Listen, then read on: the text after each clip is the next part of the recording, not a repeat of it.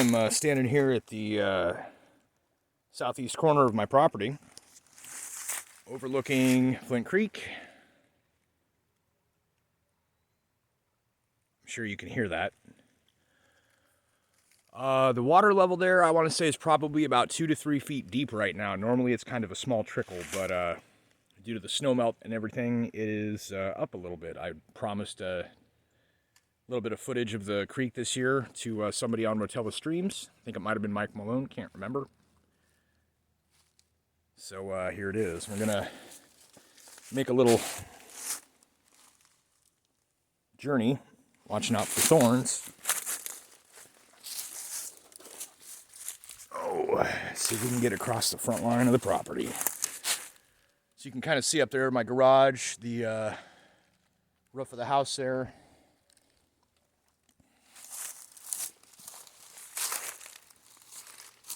It's also kind of muddy, so I got to be careful. I may have to turn back.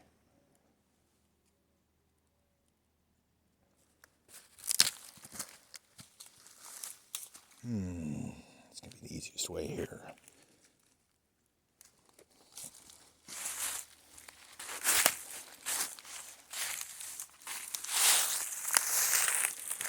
As you can see, I kind of have my own gully for meltwater runoff.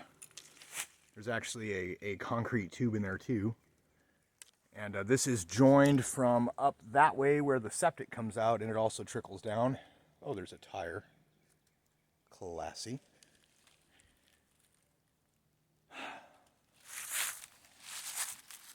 Let's see how well this goes.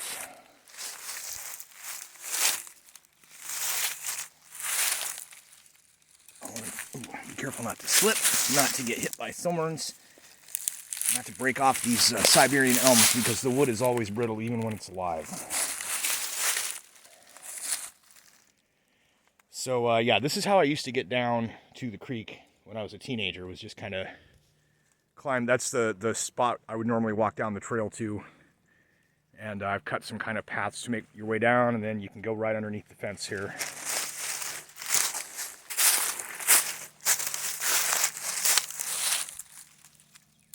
But yeah, and that's gotten pretty deep too. The old barbed wire. I need to get some purple paint on these fence posts, I believe. You can see over here across, that is, I thought it was private property, I'm not sure. Somebody came through and started logging some of these trees out.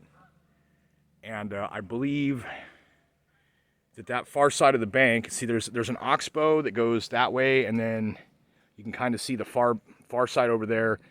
There's another oxbow and a meander that goes that way. And so everything on this side over here and across is either private property or accessible / part of the county park with the Flint River Trail. There's actually a trail that follows the entire length of this small river all the way down to the Mississippi. So yeah, let's see.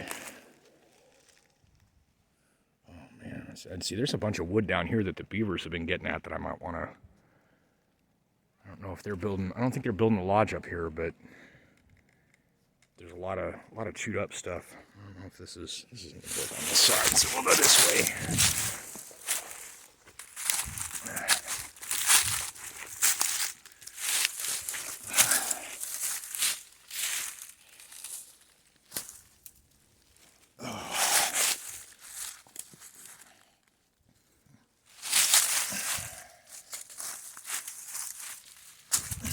Okay. Back across from over there.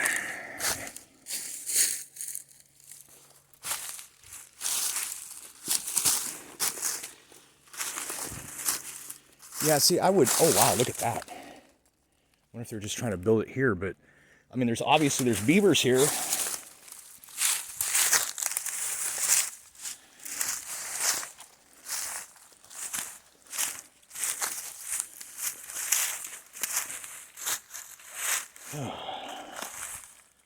Definitely beavers.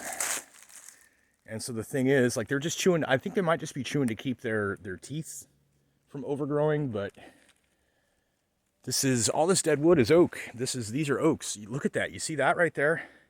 That tree is, I want to say 2.5 to 3 feet around at the base there. And that tree is probably only about 5 years old. The fertilizers in the creek water, you can see that one fell pretty hard.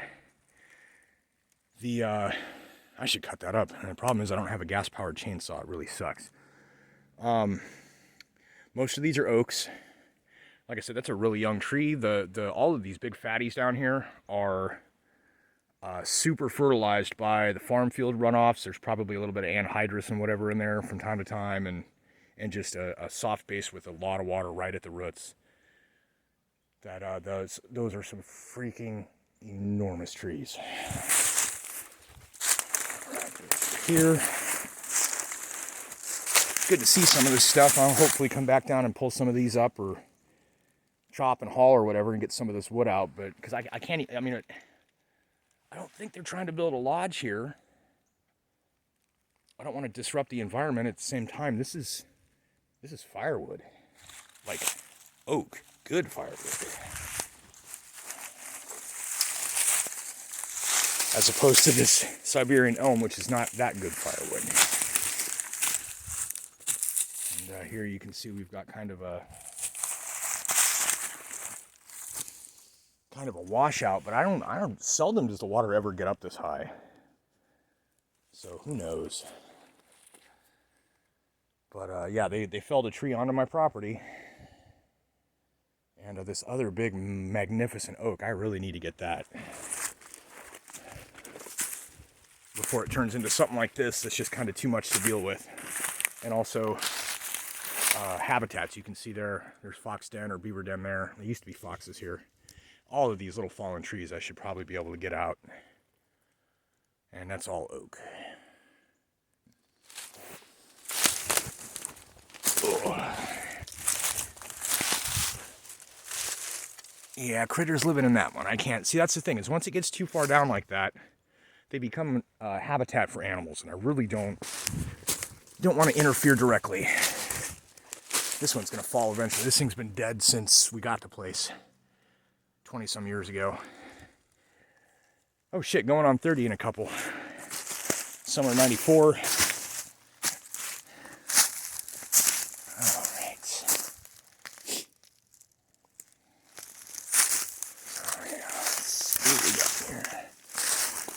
Snowmelt. Yeah, wow, look at that. 2 of them. I just really would like to be able to harvest that wood.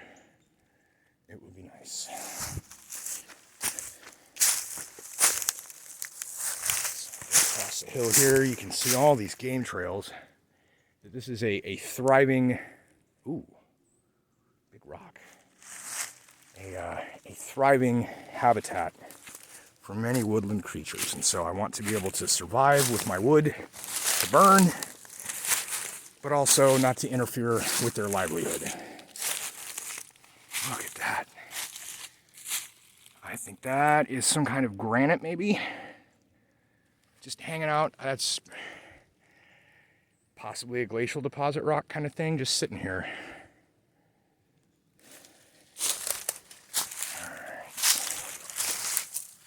Ooh. Check on the other side of the tree, but whatever. Okay. And see, the woods are full of these dead female oaks, and I don't see a lot of replacements. So much wood there. Let's see if we can make our way down.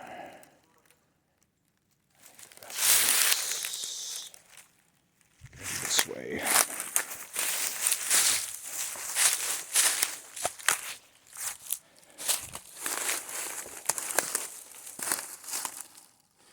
It's these runner roots here. This is that tree there is connected.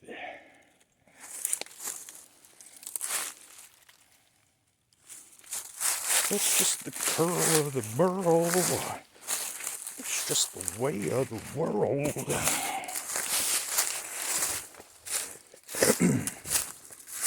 All right, back down to the property line. Smells awesome down here. Fresh, leafy, slight decay, but not rotten. We have another good rock. That's some kind of sandstone. Oh.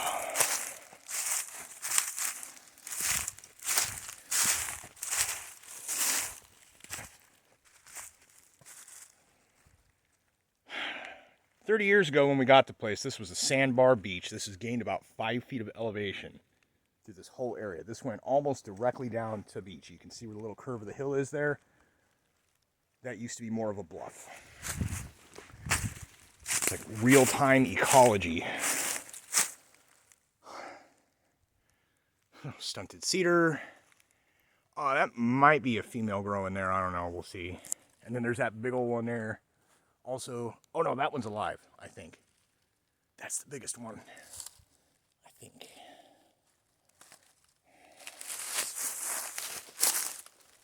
Step off the property. This is county property here. Ooh, step in the eye.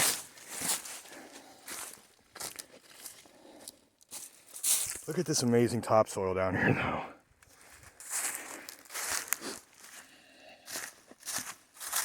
Another big old fallen tree. Something growing through there. Oh, look. Beavers. The other thing that I think is, oh yeah, see now you can see the little Flint Bluff here, the bedrock underneath. This used to be, when this is down, this used to be the whole bluff all the way across.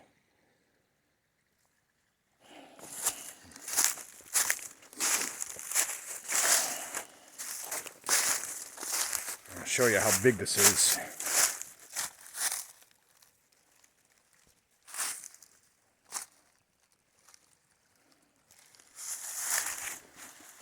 Step through these thorns without getting stabbed. And see? Hollowed out. Another one of these ones, I don't even know.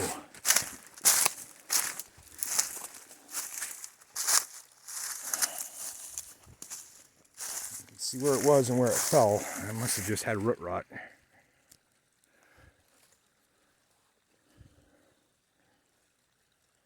And then, let's see. Oh yeah, no, I'm back on the property. That's right. That's hilarious. I stepped back over and didn't even realize it because now I'm inside the fence again. So, there's the neighbors have kind of a lower lawn field there. That's their private property. And like I said, the other side of it, somebody else's. And I kind of wish I had the inside of, can't get much farther over.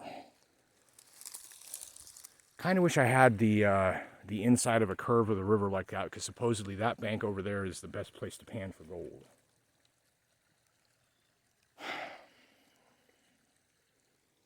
And as you can see, the current's pretty swift. Cold enough, you could get numb and get swept away, even though it's about 2-3 feet deep there. And there have been times over the years, and we may yet see it this year, that the water will leave those banks. Those are still a good 6 foot high, 4 to 6 feet. And it's a goose. And there are times when that bank will be completely overtaken and the water will just fill all of the floodplain. This is a river, not a creek. We call it a creek. It's really a river. So now, to finish this journey off, I go back up the hill this way. Let's see if I can find the north edge of the property.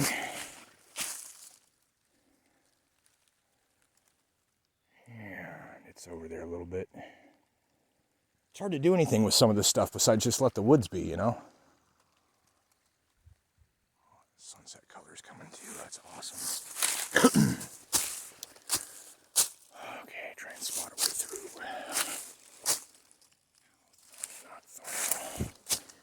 Some baby oaks and birches here, cool. Your Mr. Rabbit smart pills? All you gotta do is eat one, you'll be smart enough not to try that again.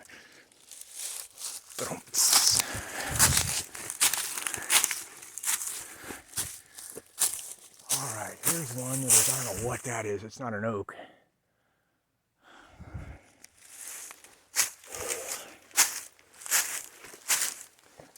Yeah, this is the big fat one.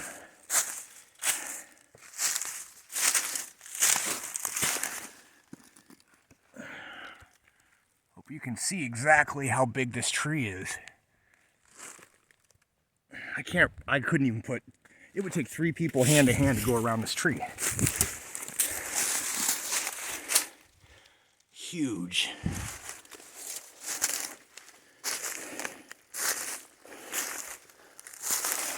Now we're getting closer to, there's some more granite and hill. Probably break that up and find some precious metals in it if I really wanted to. All this stuff here I think I gotta try and collect. This will make for good firewood. I wouldn't even have to cut trees down. Whew. All right.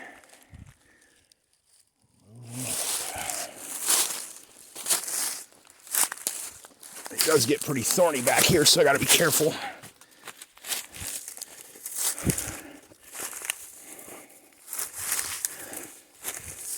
can see there's possibly dens.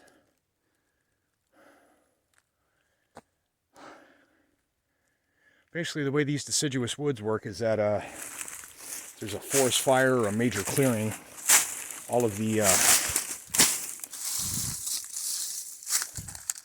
look how thick that bark is. Everything gets burned down or cleared, and then the cedars would pop up. As you see here, we got the cedar grove. Now you see where I'm coming up at.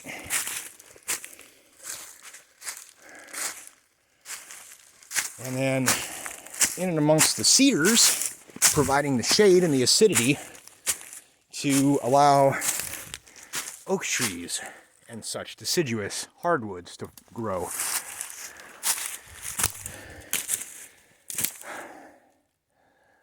Whew.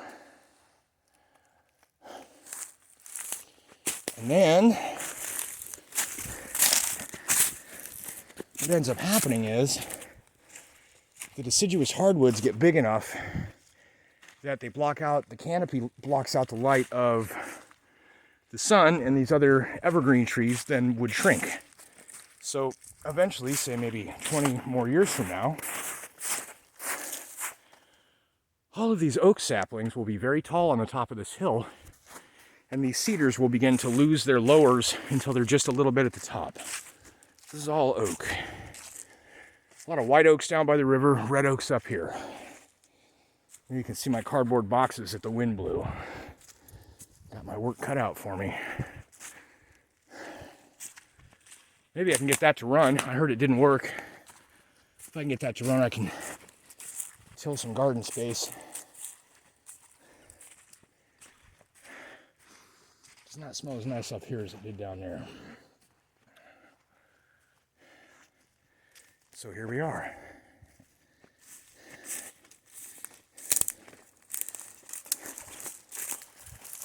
So yeah, I mean, got this. At one point I wanted to try and turn this maybe into some kind of a cool survival cabin idea, but I think that's way too much work.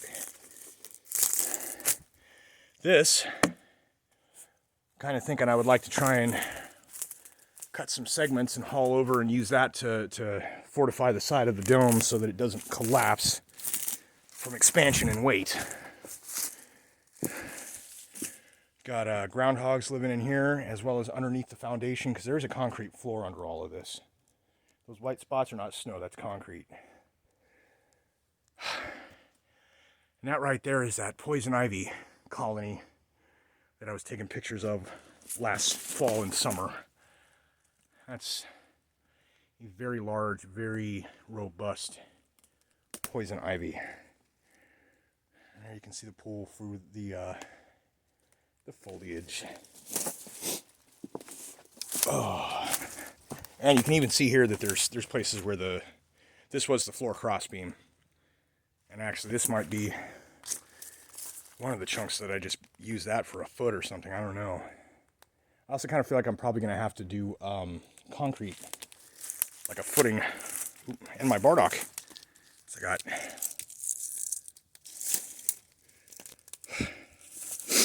Now this plant, as soon as we start to get, oh no, this plant's dead. But what'll happen is about a month or less, I'll start having a whole bunch of these little rhubarb-looking plants start to really sprout up, and any of the ones that don't come up with cockleburs on them, I will leave until the fall. And the ones that come up with cockleburs on them and start to come up and then burr almost immediately, those I will then harvest, because those are the second year. These plants live a 2-year life cycle. The first year they just grow and make leaves. The second year they produce the cockleburs that are the seeds. And those seeds can be dried and ground up and used as a liver tonic in a tea. Like you can see these here. These are all greater or Japanese burdock stems from last year. And, oh, missed a little bit of firewood. Jeez. You can see where some critters have been eating it under the snow.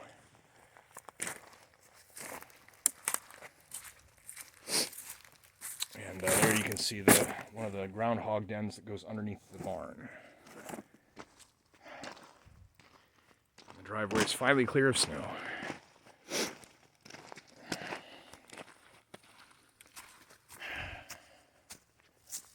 New nest in the cherry tree already. That's cool. This will be budding soon. This here is a wild parsnip. The hairs on it are pretty toxic. That'll give you a bad rash, make you sick. But if you cut past that and dig up the root, it is an edible wild parsnip. And then this business here, I haven't exactly identified these yet. They're a kind of dock. They aren't exactly bird, but I don't believe this is an edible plant. And then, of course, over by the garage and everything, there's a lot of nettles. And the stinging nettles are also high in iron and I believe vitamin C. So between parsnip roots and burdock root, which is also kind of a potato, carrot, turnip, with liver purification properties, and the nettles, I basically have complete nutrition, with the exception of protein, which I would need from deer. Now I can see all the snow is gone.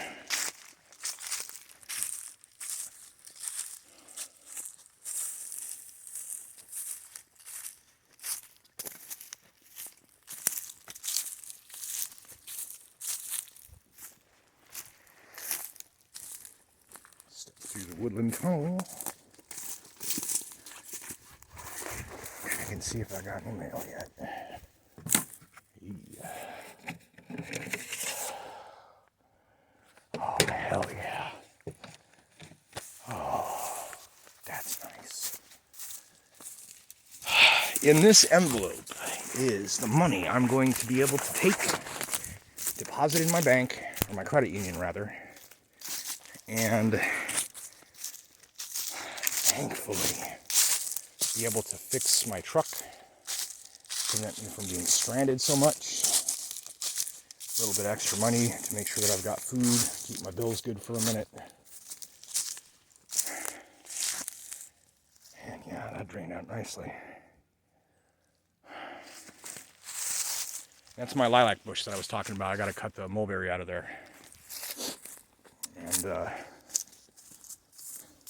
it's about time to remove I put these up before the blizzard so that I could have a little extra insulation, because the plexiglass on these does not seal or stay on.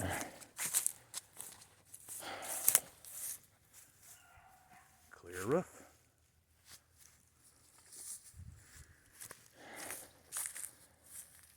So yeah.